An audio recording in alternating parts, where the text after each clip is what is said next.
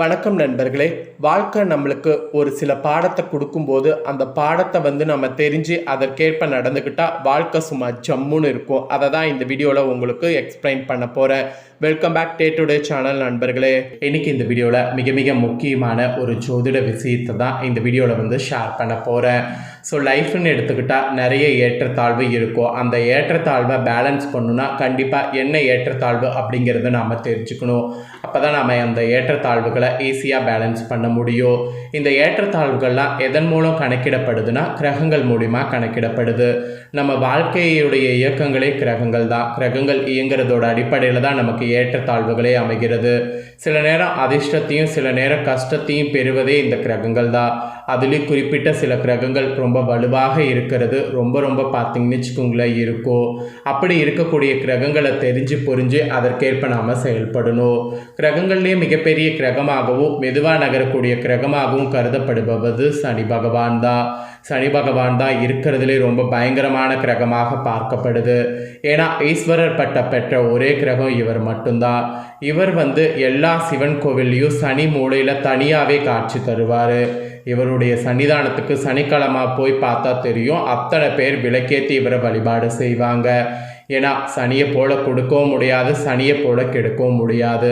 சனி நினைச்சாருன்னா ஒருவரை என்ன வேணாலும் ஆட்டி படைப்பார். அதுக்காக சனி பகவான் கெட்டவர்னு இந்த இடத்துல சொல்ல வரல. சனி பகவான் நீதி தவறாத நீதிமானுங்கிறத சொல்ல வர. சனி யாரையுமே விட மாட்டார். அவங்க செய்யக்கூடிய நன்மை தீமைக்கேற்ப பலன்களை கொடுத்து பாடங்களை புகட்டியே தீர்வார். அதில் தான் சனி ரொம்ப ஸ்பெஷலிஸ்ட்டு. மற்ற கிரகங்கள் ஒரு வருடம் இல்லைனா 1.5 வருடம் இல்லைனா ஒரு 10 நாள் 6 மாதத்தில் மாறிடும். ஆனால் சனி மட்டும்தான் ஒரு ராசிக்கு 1.5 வருடத்துக்கு மேலேயே இருப்பார். கிட்டத்தட்ட 2.5 ஆண்டு காலம் ஒரு ராசியில் பயணம் செய்வார். அதனால் சனியை மட்டும் சாதாரணமாக நம்ம நினச்சி போக முடியாது. அப்பேற்பட்ட சனி பகவான் இப்போ மே 21க்கு மேலே வலுவாக இருக்கிறதுனால சனி பகவானுக்கு உகந்த பரிகாரத்தை செய்து பலன் பெறணும் என்பது ஒவ்வொரு ராசிக்கும் குறிப்பிடப்படுது. அதன்படி மீனம் ராசிக்காரங்க என்ன பரிகாரம் செய்யணும் அப்படிங்கிறத தான் இந்த வீடியோவில் சொல்ல போகிறேன். நீங்கள் மீனம் ராசியாக இருந்தீங்கன்னா இந்த ஒரு வீடியோவை ஃபுல்லாக பாருங்கள். உங்களுக்கு சனினால் என்ன நடக்க போதோ அதை நீங்கள் தெரிஞ்சுக்கிறதோடு அந்த சனியுடைய ஆபத்து ஏற்படாமல் இருக்க இந்த பரிகாரம் செய்கிறது தெரிஞ்சு இந்த பரிகாரத்தை பண்ணி பயன்பெறுங்க. அது மட்டும் இல்லாமல் குறிப்பிட்ட இந்த காலம் கிரகங்கள் வலுவாக மாறுறதுனால ஒவ்வொருவருக்குமே பார்த்திங்கன்னு வச்சுக்கோங்களேன், இப்படி தான் அடுத்த சில நாட்கள் இருக்க போகுது.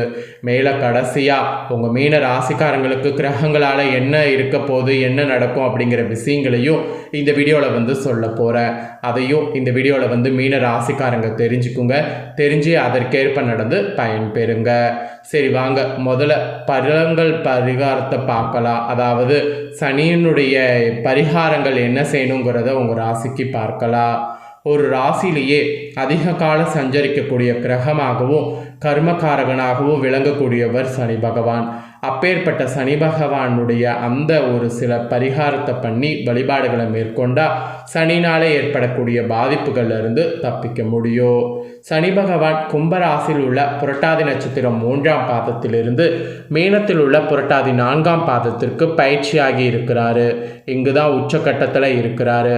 அதனால தான் திருக்கணித பஞ்சாங்கப்படி இந்த கிரக பயிற்சி டைமில் இந்த பரிகாரத்தை செய்யணுங்கிறத உங்கள் ராசிக்கு சொல்ல வர. ஜோதிடத்திலேயே ஒவ்வொரு கிரகத்துக்கும் மிக முக்கிய பங்கு இருக்கிறது என்றாலும் ஒவ்வொரு கிரகமும் ஒரு ராசியில் எவ்வளவு காலம் சஞ்சரிக்கிறது, அவ தரக்கூடிய தாக்கம் எப்படி இருக்குது என்பதை பொறுத்து அந்த கிரகத்தின் பயிற்சியை மக்கள் நாம் அதிக கவனிப்போம். அந்த வகையில் சனி பகவான் தான் ஒவ்வொரு ராசியிலும் 2.5 ஆண்டு காலம் சஞ்சரிப்பார்.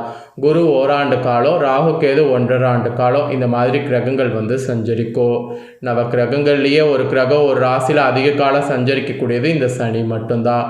அவர் கர்மகாரகன் நீதிபதியாக செயல்படுவதால் தான் அவருடைய பயிற்சி முக்கியமாக கருதப்படுது. ஜோதிடத்தில் உங்களுக்கு நம்பிக்கை இல்லாமல் இருந்தாலும் இந்த சனி டைமில் நான் சொல்லக்கூடிய இந்த பரிகாரத்தை கவனித்து உரிய வழிபாடுகளை மேற்கொள்ளுங்க. அப்போ தான் சனினால் ஏற்படக்கூடிய தாக்கத்தை குறைத்து நற்பலன்களை பெற முடியும். ஸோ இப்போ நான் சொல்லக்கூடிய இந்த வழிபாடுகள் உங்களுக்கு நல்லதாக கை கொடுக்கும் என்பதை நம்பிக்கையை வைத்து பண்ணுங்க. ஸோ என்ன பண்ணும் அப்படின்னு பார்த்தீங்கன்னா, நீங்கள் பைரவரை வழிபாடு செய்ய வேண்டும். குறிப்பாக இனி தேய்பிறை இல்லைனா வளர்பிறையில் வரக்கூடிய அஷ்டமியில் நீங்கள் பைரவரை வழிபாடு செய்யணும். அன்றைக்கி பைரவரை வழிபட்டு வந்தீங்கன்னா சிறப்புகள் உங்களுக்கு உண்டாகும். ஸோ பைரவரை அன்னைக்கு மட்டும்தான் இல்லை, டெய்லியுமே வழிபாடு செய்யலாம். டெய்லியுமே வழிபாடு செய்தாலும் பைரவருடைய அருளால் உங்களுடைய சனி கஷ்டங்கள் நீங்கும். சனி கஷ்டங்கள் நீங்க மீன ராசிக்காரங்க பண்ண வேண்டிய பரிகாரம் இதுதான் என்பது குறிப்பிடப்படுது. ஸோ இப்போ நெக்ஸ்ட்டு உங்கள் ராசிக்கு கிரகங்கள் எப்படி அமைது, அதுக்கு நீங்கள் எப்படி நடக்கணும் அப்படிங்கிறத சொல்ல போகிறேன். மீனராசி நேயர்களே, உங்களுக்கு கிரகங்களால் நீங்கள் எப்படி இருக்கணும் அப்படிங்கிறத இந்த வீடியோவில் தெரிஞ்சுக்குங்க. இதற்கேற்ப நடந்து பயன்பெறுங்க. மீனராசி நேயர்களே, இந்த மே மாதம் கடைசியாக கிரகநிலைகளை ஆராய்ந்து பார்க்கும் பொழுது உங்கள் ராசிநாதன் பார்த்தீங்கன்னு உங்களுக்கு குரு 4வது இடத்துல அர்த்தாஷ்டம குருவாக சஞ்சரிக்கிறார். எனவே உங்களுக்கு ஆரோக்கிய தொல்லை, அதிக விரயங்கள், தொழிலில் குறுக்கீடுகள் போன்றவை ஏற்படலாம். எனினும் இந்த மே 26 குரு கடக ராசிக்கு செல்லும்போது அவருடைய பார்வை உங்கள் ராசிக்கு முழுசாக பதிகிறது. அதனால் மகிழ்ச்சி அதிகரிக்கும், மன நிம்மதிங்கிறது கிடைக்கும். எதை எந்த நேரம் செய்ய நினைத்தாலும் பொருளாதாரம் உங்களுக்கு பக்காவாக கை கொடுக்கும். புதிய வாய்ப்புகள் வருவதை ஏற்றுக்கொண்டு புதுமையாக செயல்படணுங்கிறது தான் உங்களுக்கு மெயினாக சொல்லப்படுது.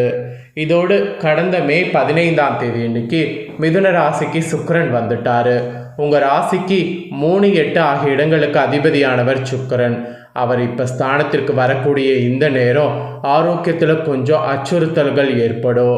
நரம்பு எலும்பு சம்பந்தப்பட்ட பாதிப்புகள் உருவாகும். வாகனங்களில் செல்லும்போது கவனம் தேவை. ஒரு சிலரை நம்பி செய்த காரியங்கள் நடைபெறாமல் போகலாம். விலை உயர்ந்த பொருட்களை வாங்கி திருப்தி ஏற்படாது. வியாபாரத்தில் பிறரை நம்பி ஒப்படைத்த பொறுப்புகள் நடைபெறாமல் போகலாம்.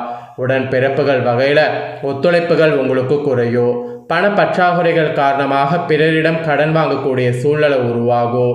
இந்த ஒரு கிரக மாற்றத்தால் இவ்வளவு விஷயங்கள் நீங்கள் ஃபேஸ் பண்ண வேண்டியது இருக்குது. அதனால் ஒவ்வொன்றும் பார்த்து ஃபேஸ் பண்ணும் என்பது குறிப்பிடப்பட்டிருக்கு. இதற்கேற்ப நடந்து பயன்பெறுங்க. நெக்ஸ்ட்டு பார்த்தீங்கன்னு வச்சுக்கோங்களேன், மே 26 அன்னைக்கு மிதுன ராசிக்கு புதன் வர இருக்கிறாரு.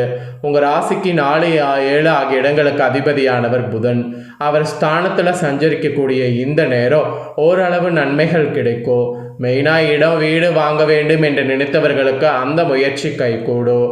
கட்டிய வீட்டை பழுது பார்க்கக்கூடிய யோகமும் உங்களுக்கு உண்டாகும். தொழிலை விரிவு செய்ய எடுக்கக்கூடிய முயற்சிகளில் தடைகள் வரலாம். அதோடு தற்காலிக பணியில் இருப்பவர்கள் நிரந்தர பணியில் அமரக்கூடிய வாய்ப்பு உண்டாகும். அந்த வாய்ப்பை பயன்படுத்தி அந்த வாய்ப்பில் முன்னேறுவது தான் உங்களுக்கு மெயினாக வேண்டும். இந்த கிரகத்தால் இந்த மாதிரியான பலன் கிடைக்கும். இதற்கேற்ப நடந்து பலன் பெறுங்க. ஃபைனலாக கடக ராசிக்கு சுக்கிரனும் வர போகிறாரு. உங்கள் ராசிக்கு 3 ஆகிய இடங்களுக்கு அதிபதியானவர் சுக்கிரன். அஷ்டாதிபதி 5வது இடத்துல சஞ்சரிக்கும் பொழுது பிள்ளைகளால் தொல்லைகளும் பிரச்சனைகளும் ஏற்படும். ஒரு சிலருக்கு பூர்வீக இடத்தையோ வாங்கிய இடத்தையோ விற்கக்கூடிய சூழல் உருவாகும்.